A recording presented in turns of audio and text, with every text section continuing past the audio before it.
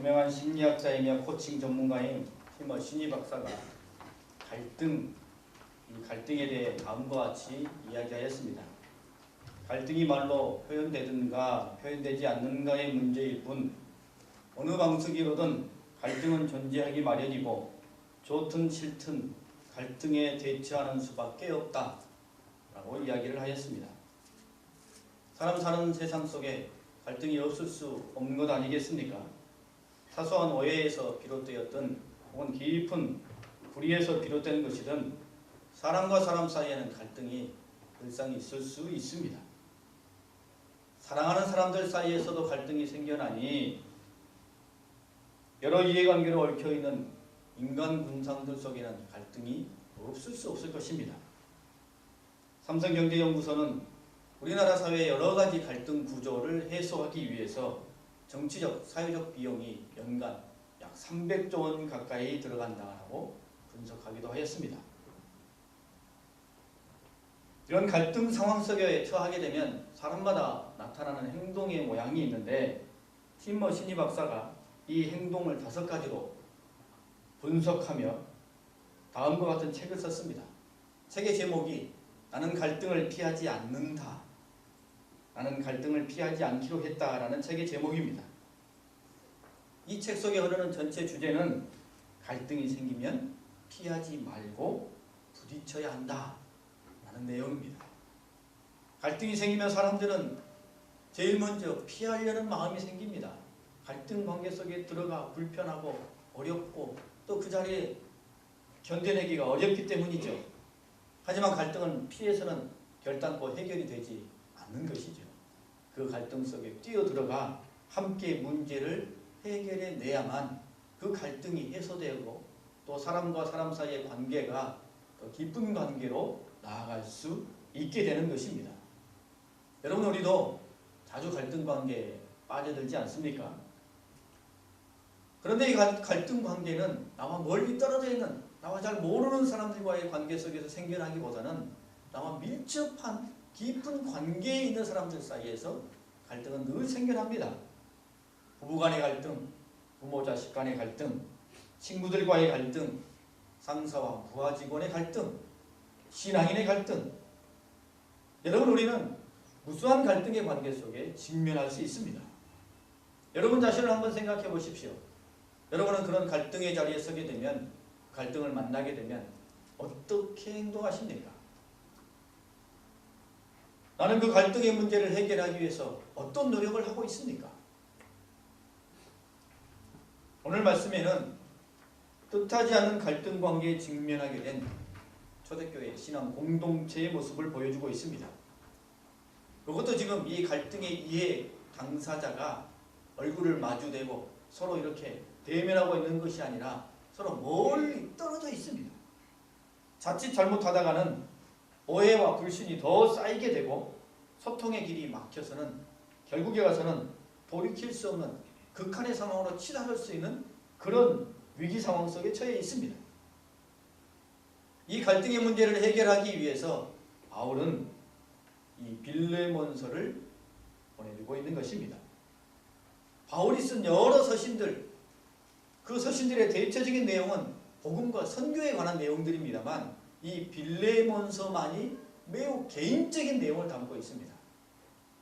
그래서 그냥 개인이 개인에게 보내는 이런 편지와 같은 내용입니다만 그럼에도 불구하고 신약 성경에 들어와 온 교인들이, 온 교우들이 이와 같은 성경을 지금도 읽고 있는 것은 이 빌레몬서 속에 담겨져 있는 그리스도인의 윤리와 사랑의 모습이 너무나 아름답고 고귀하기 때문입니다. 갈등의 문제에 직면했고 그 갈등의 문제를 어떻게 해결해 가느냐라는 그 기준과 원리를 우리에게 제시해주고 있기 때문입니다. 이 빌레몬서에는 갈등의 문제를 해결하고자 하는 사도 바울의 깊은 고민과 몸부림이 담겨져 있습니다. 갈등은 없을 수 없기 때문에, 그러나 우리는 그리스도인이기에 또 우리는 그리스도인의 공동체이기 때문에 이 세상 가운데 또 우리 서로에게 보여주어야 할 갈등 해소의 원리를 찾고 보여주고 실제 화목을 이루어내기 위한 최선의 노력을 이 빌레몬서 속에 담고 있다는 것입니다. 바울은 지금 로마 감옥에 갇혀 있습니다. 로마 감옥에 갇혀 있으면서 소아시아, 멀리 떨어져 있는 소아시아에 살고 있는 빌레몬이라는 사람에게 이 서신을 보내고 있습니다. 바울이 로마 감옥에 갇혀 있는 동안에 오네시모라는 사람을 만나게 되는데, 이 오네시모가 복음을 듣고는 그리스도인이 되었습니다. 그래서 바울에게 매우 유익을 주는 사람이 되었습니다. 그런데 그 과정에서 바울이 한 가지 놀라운 사실을 깨닫게 됩니다. 그것은 이 오네시모가 빌레몬의 노예였고, 그가 도망을 치면서 적지 않은 손해를 빌레몬에게 끼쳤다라는 것입니다. 여러분, 당시 이 도망친 노예의 생명 여탈권은 주인에게 있었습니다. 주인이 그 노예를 죽이든 살리든 이 주인에게 모든 권한이 다 부여되어 있었다는 것이죠.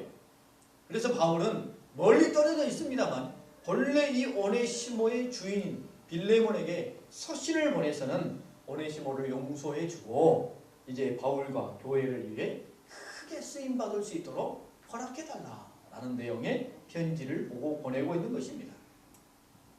갈등이 이미 시작되어졌고 이 갈등이 증폭될 수 있는 여러 요인을 담고 있는 이 상황 속에서 바울은 빌레몬서를 통해 갈등 해소를 이루고자 하고 있는 것입니다.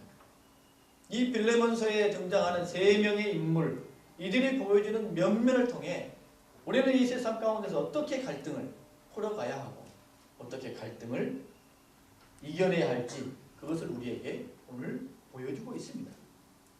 먼저 바울은 이 갈등을 해결하기 위해서 상대방의 입장을 배려하고 있습니다. 8절과 9절 말씀을 보게 되면 이렇게 기록합니다. 내가 그리스도 안에서 아주 담대하게 내게 마땅한 일로 명할 수도 있으나 도리어 사랑으로서 간구하노라 라고 말합니다. 바울이 빌레몬에게 충분히 명령하고 요구하고 지시할 수 있다는 것입니다. 이렇게 해라. 오네시모를 용서해주고 이제 형제로 받아들이고 그에게 이와 같은 직임을 맡겨라 라고 충분히 명령할 수 있다는 것이죠. 바울은 스승이고요, 또 선배이고 신앙의 지도자입니다. 그렇기 때문에 빌레몬에게 명령할 수도 지시할 수도 있었습니다. 그렇게 한다고 해서 누구 하나 뭐라 할 사람도 없습니다. 하지만 바울은 어른으로 먼저 믿은 사람으로 지도자로서 아량을 보여주고 있습니다.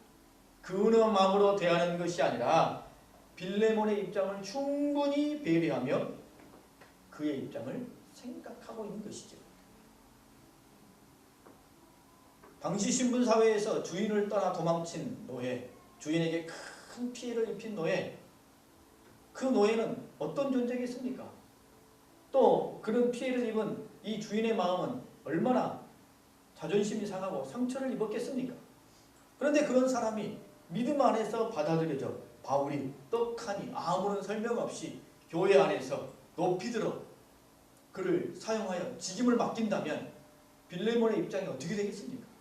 그의 얼굴이 어떻게 되고 그의 마음에 얼마나 큰 상처를 입겠습니까? 바울에게 따져들지는 못한다 할지라도 그 마음속으로 삭혀야 할 내용이 얼마나 많겠습니까? 그래서 지도자인 바울은 모든 것보다 먼저 빌레몬을 먼저 배려하고 있는 것이죠. 자신의 위치와 영향력을 내려놓고 겸손하게 이 빌레몬에게 먼저 묻고 있는 것입니다. 이 오네시모 때문에 갈등이 더 증폭되거나 혹은 복음의 길이 막히거나 이것 때문에 서로 혹은 빌레몬에게 상처가 되어지지 않기 위하여 충분히 겸손히 자기 자신을 낮추며 빌레몬을 배려하고 있는 것이죠. 여러분, 이것을 생각하지 아니하고 바울이 자기 임의대로 모든 것을 진행했다면 여러분 얼마나 어려운 일들이 생겨나겠습니까? 내 생각을 포기하라는 것이 아닙니다. 내 입장, 내가 생각한 바른 판단을 포기하라는 것이 아니라 그것을 잠깐 제껴놓고 상대방의 입장을 한번 먼저 생각해 보라는 것입니다. 여러분, 누군가와의 갈등의 문제를 해소하기를 원한다면 그 시발점은 상대방의 마음, 상대방의 입장을 배려하고 생각해 보는 것입니다. 빌레몬의 마음이 얼마나 당황스러울까? 과연 받아들이기는 쉬울까? 모든 것들이 처리되지 않았는데 빌레몬이 오네시모의 모습을 보면 다른 사람들 앞에 얼마나 체면이 구겨질까? 이런 것들을 먼저 생각해보고 그의 입장을 고려할 줄 알아야 된다는 것이죠. 나보다 남을 먼저 생각하고 배려하는 마음, 이것이 갈등 해소의 시작이라는 것입니다. 바울은 항상 그랬죠. 고린도전서 19장 말씀에 보게 되면 내가 모든 사람에게서 자유로우나 스스로 모든 사람에게 종이 된 것은 더 많은 사람을 얻고자 합니다. 유대인들에게 내가 유대인이 같이 된 것은 유대인을 얻고자 하며 율법 아래에 있는 자들에게는 내가 율법 아래에 있지 아니하나 율법 아래에 있는 자 같이 된 것은 율법 아래에 있는 자들을 얻고자 합니다. 라고 바울이 말하고 있습니다. 상대방의 입장을 깊이 헤아리고 배려해서 갈등의 관계를 없애고 복음의 자리로 나아가게 하려는 바울의 깊은 마음입니다. 빌레몬과의 관계 속에서도 바울이 그러하고 있다라는 것입니다. 미리 빌레몬의 마음을 깊이 헤아려 이 갈등의 씨앗을 하나하나 제거하려는 바울의 노력이 여기에 깊이 담겨져 있습니다. 여러분, 갈등의 관계를 해소하는 방법 여러 가지가 있습니다만 그 중에 제시되는 방법 중에 하나가 다음과 같은 말이 있습니다. 나의 감정보다 상대방이 느낀 문제를 해결하는 데 집중하라 라는 말입니다. 나의 감정보다 상대방이 느낀 문제를 해결하는 데 집중하라. 상대방이 갑자기 나에게 찾아와서 분노와 화를 쏟아놓습니다. 상대방이 나에게 화를 내면 나도 자연스럽게 화가 치밀어 오르지요. 그런데 그런 순간에 내 감정을 먼저 보지 말고 상대방이 나에게 화와 분노를 쏟아놓고 있는 그 분노를 쏟아넣게끔 느낀 문제가 무엇인지를 보고 그 문제를 해결하는 데 집중하라는 것입니다. 무슨 말입니까? 상대방을 헤아려 배려하라는 것입니다. 그래야 갈등의 문제가 풀어질 수 있다는 것이죠. 두 번째, 바울은 이 갈등을 해결하기 위하여 순리대로 행하는 사람이었습니다. 14절 말씀에 보게 되면 이렇게 말하죠. 다만 내 승낙이 없이는 내가 아무것도 하기를 원하지 아니하노니 라고 말합니다. 빌레몬의 승낙이 없이는 아무것도 하지 않겠다는 것입니다. 그가 지금 무엇이든지 행할 수 있는 그 위치와 권한을 바울이 가지고 있습니다.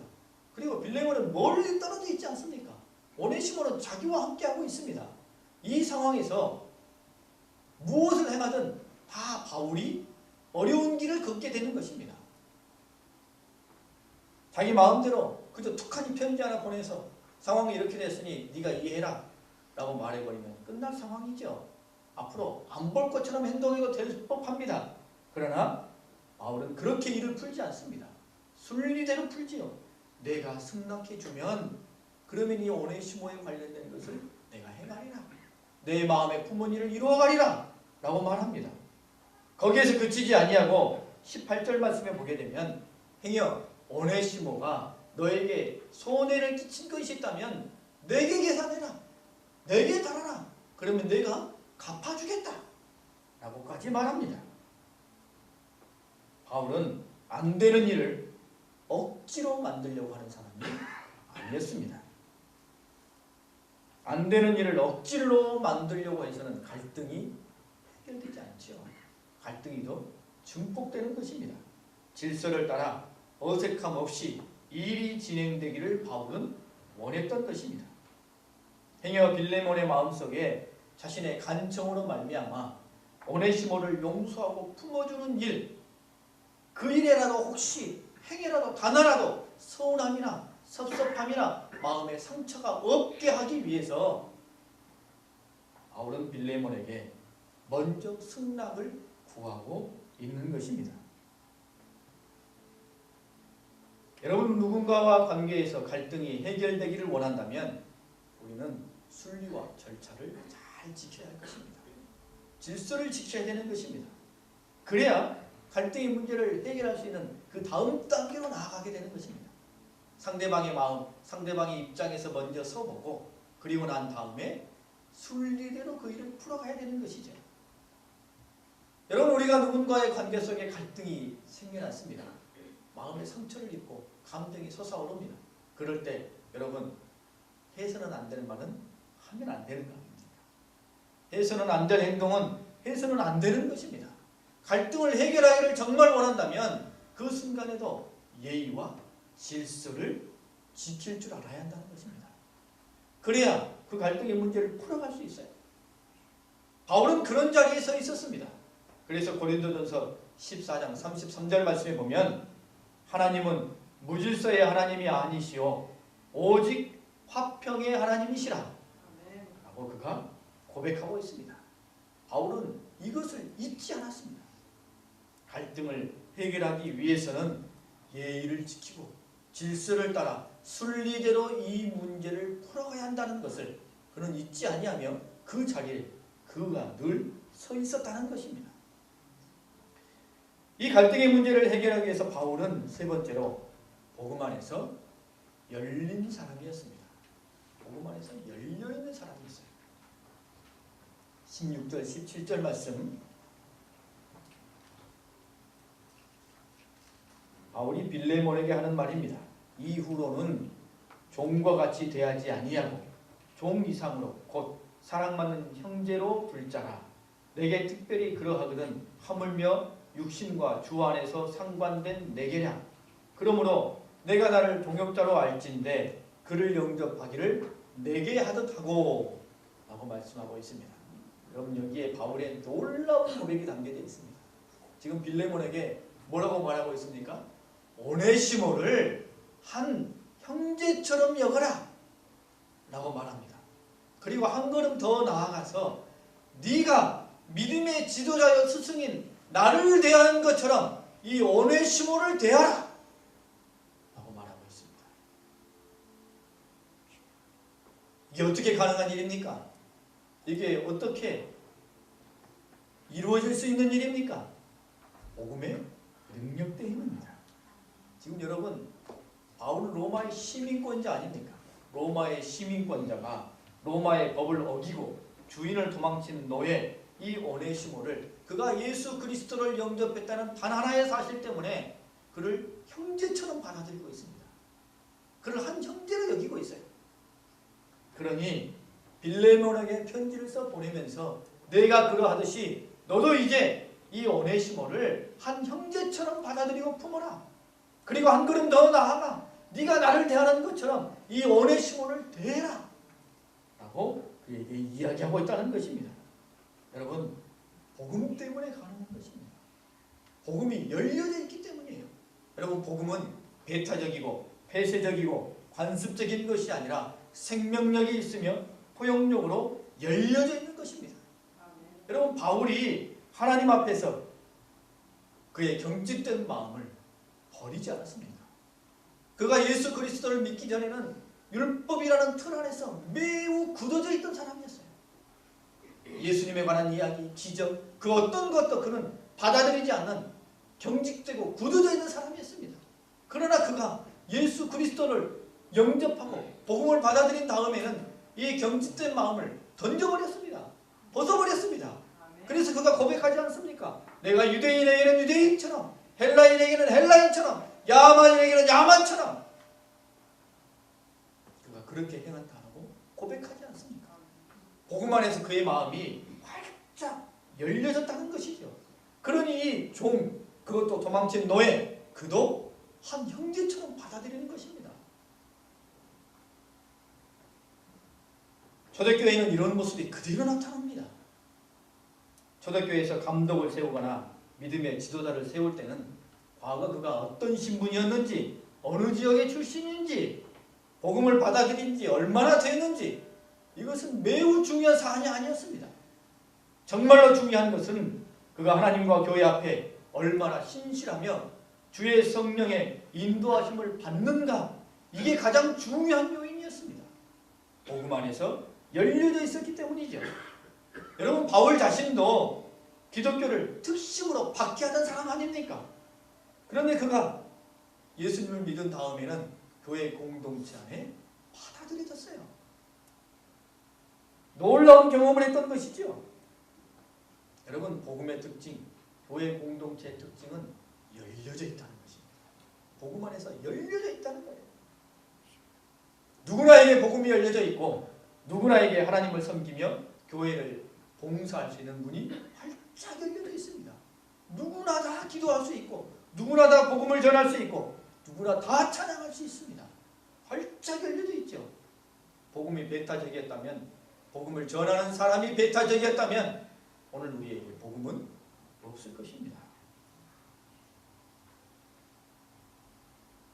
여러분 갈등의 문제 앞에 직면했던 바울, 그런 이런 마음들을 잊지 않았습니다. 상대방을 배려하고 먼저 생각하는 마음, 그리고 순리대로 문제를 풀어가며 복음 안에서 활짝 열려져 있는 마음, 그런 이것을 기억하며 이것 안에서 이 갈등의 문제를 풀어가려고 했던 것입니다. 이제 또 한 명의 주인공인 빌레몬, 빌레몬에 관한 이야기가 있습니다. 빌레몬은 주변 사람에게 기쁨을 주는 사람이었습니다. 여러분 7절 말씀에 보게 되면 이렇게 기록하고 있습니다. 형제여, 빌레몬에게 말합니다. 형제여, 성도들의 마음이 너로 말미암아 평안함을 얻었으니 내가 너의 사랑으로 많은 기쁨과 위로를 받았노라 라고 말하고 있습니다. 빌레몬이 어떤 사람이라고요? 주변 사람들에게 기쁨을 주는 사람이었다라는 것입니다. 빌레몬은 주변 사람들에게 기쁨을 주는 사람이었어요. 그래서 20절 말씀에 보게 되면 오 형제여, 나로 주 안에서 너로 말미암아 기쁨을 얻게 하고 내 마음이 그리스도 안에서 평안하게 하라 라고 말하고 있습니다. 바울이 경험한 빌레몬은 늘 주변 사람들에게 기쁨을 주는 사람, 행복을 주는 사람, 평안을 주는 사람이었다는 것이죠. 자기 중심적인 인물이 아니라 어떻게 하면 내 주변에 있는 사람들에게 기쁨을 줄까 늘 노력하며 애쓰며 그렇게 마음을 지키며 살아가는 사람이었다는 것을 바울이 이미 경험했습니다. 빌레몬에 대한 그런 확신을 갖고 있었기 때문에 바울은 빌레몬에게 또한 요청하는 것이죠. 지금 이 문제, 이 오네시모와 관련된 이 갈등의 문제에서도 나에게 기쁨을 달라, 나에게 평안을 달라, 내가 그것을 믿는다, 신뢰한다 라고 고백하고 있는 것이지요. 여러분 이런 마음을 갖고 있는 사람들이 세상을 더 아름답게 만드는 거 아니겠습니까? 주변 사람들에게 기쁨을 주고 행복을 주고 평안을 주려는 마음의 자세를 갖고 있는 사람들이 그가 속해 있는 모든 공동체를 더 아름답게 만드는 것입니다. 여러분 우리가 사랑하고 좋아하는 사람들을 기쁘게 하려고 얼마나 노력합니까? 아이들에게 선물을 사주려는 부모의 마음, 그 선물을 고를 때 그 선물을 받는 아이의 기뻐하는 모습을 먼저 떠올리죠. 남편을 위해서 맛있는 음식을 준비하는 이 아내, 이 음식을 맛있게 먹는 그 남편의 모습을 기억하며 기쁨으로 그 일을 준비하는 거 아니겠습니까? 빌레몬을 생각하면서 많은 사람들이 주변 사람들에게 기쁨을 주는 사람이다 라는 그런 고백을 바울이 하고 있습니다. 여러분 빌레몬은 지금 자신이 경험하고 있는, 자신이 지금 겪고 있는 이 갈등의 문제, 오네시모와 관련된 이 문제 앞에서도 뭘 먼저 생각할 것이라고 바울이 신뢰하고 있는 겁니까? 그 자신의 자존심이나 자신의 체면이나 자기 중심적인 것이 아니라 그래 이 갈등의 문제 앞에서 내가 어떻게 주변 사람들에게 기쁨을 줄까? 내가 어떻게 주변 사람들에게 평안을 줄까? 그것을 먼저 고민하며 그것을 먼저 깊이 생각할 것이라는 것을 바울이 신뢰하고 있다는 것입니다. 여러분 빌레몬은 여기서 그치지 않습니다. 그는 자신에게 해를 끼치는 사람에게도 기쁨을 주는 사람이었습니다. 오네시모를 용서하고 받아들여줍니다. 형제로 여기고 한 지체로 받아들이고 그리고 빌레몬이 가장 존경하는 바울, 그를 대하듯이 깍듯이 이 오네시모를 받아들여 존중하게 됩니다. 옛 성현들이 한 말씀 중에 이런 말씀이 있습니다. 향나무는 자기를 찍는 도끼 날에도 향을 묻힌다 라는 말이 있습니다. 여러분 그리스도인 우리의 삶은 이와 같은 삶이어야 되겠죠.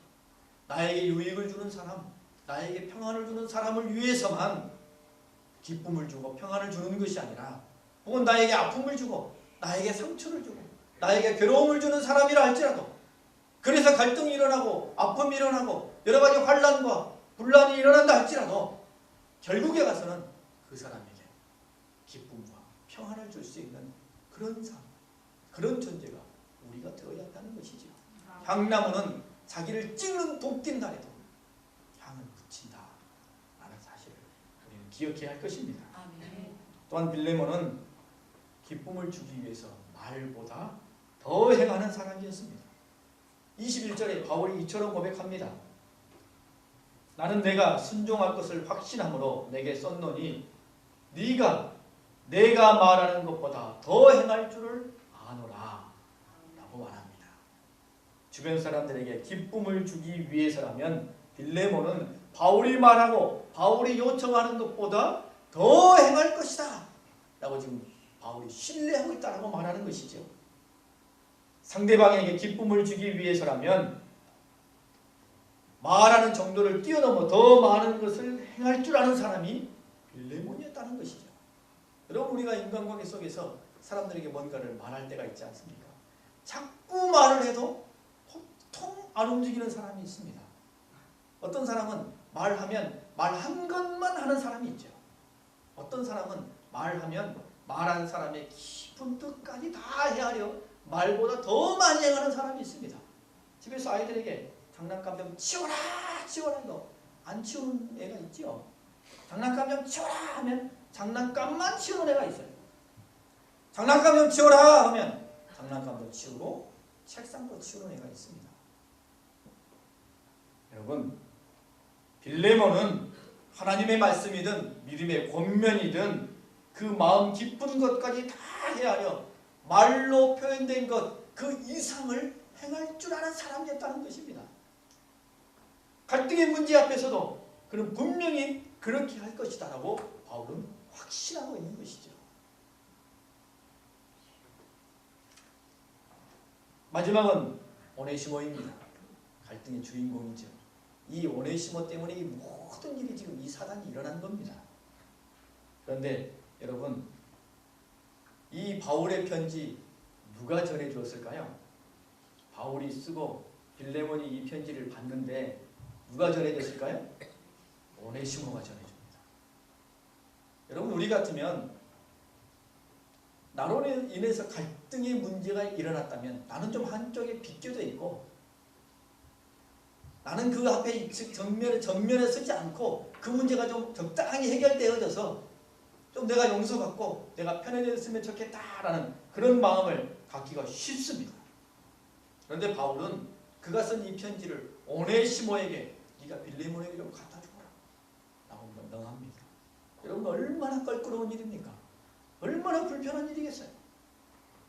자기의 옛 주인에게 가서 이 편지를 전해줘야 되니 얼마나 입장이 난감하겠습니까? 용기가 필요하겠죠. 용기가 필요합니다. 여러분, 갈등의 문제를 해결하기 위해서는 용기가 필요합니다. 여러분도 늘 보시겠습니다만 갈등의 문제가 생기면 많은 사람들이 회피합니다. 그 자리를 피해요. 갈등이 힘들고 어렵기 때문입니다. 그 갈등의 그 상황을 견뎌내기 어렵기 때문이에요. 그런데 그렇게 해서는 그 문제가 해결됩니까? 그렇지 않습니다. 어떤 사람은 보면 두루두루 두리뭉실하게 모든 사람하고 편하고 갈등 없이 잘 살아가는 것 같습니다. 그런데 그건 겉으로만 보이는 겁니다. 갈등의 순간순간마다 회피했기 때문이에요. 사람은 절대 갈등 없는 사람을 살 수 없습니다. 갈등을 만나게 되면 용기를 가져야 돼요. 용기를 가지고 그 갈등 자리에 뛰어들어야 됩니다. 그리고 갈등과 함께 싸워서 그 갈등의 문제를 풀어가야 됩니다. 그럴 때 사람과 사람의 사이가 더 돈독해지고 정말로 하나님이 우리에게 원하시는 진정한 의미의 화목이 거기에서 이루어지는 것입니다. 문제를 그저 덮어버리고 외면하고 회피하는 것이 하나님이 우리에게 원하시는 화목이 아니라는 것.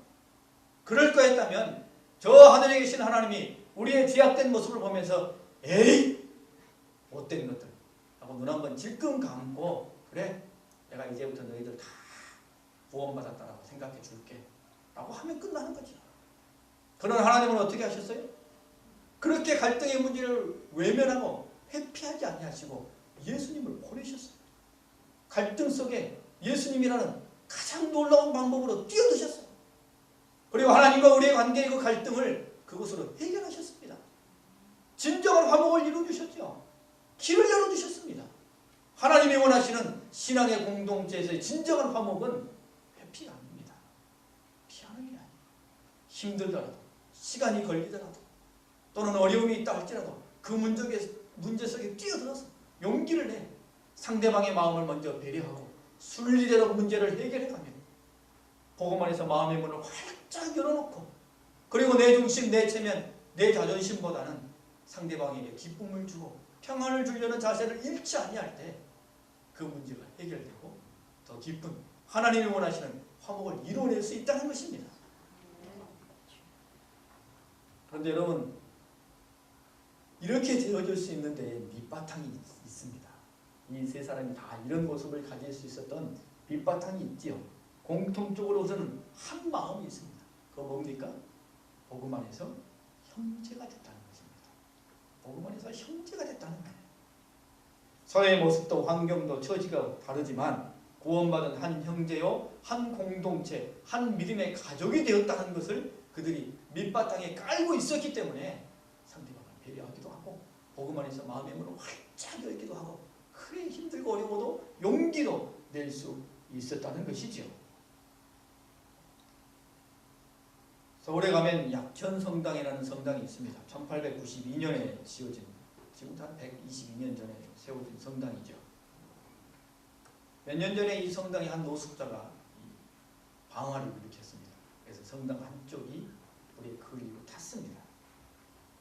이 일을 보고 난 다음에 그 성당에 다니는 신도들이 다들 한마디씩 했습니다. 왜 우리가 굳이 이 서울역에 있는 노숙자들을 불러다가 교회를 개방하고 그 사람들한테 밥을 주고 해서 이런 일이 일어났나? 라고 이구동성으로 노숙자들을 지탄하고 그 사람들을 미워하는 말들을 쏟아냈습니다. 그런데 여러분 그들의 말, 이 상황을 유심히 살펴보면 사실은 이 신도들의 마음속에는 노숙자들, 그들과 한 형제라는 마음이 사실은 없었다는 뜻입니다.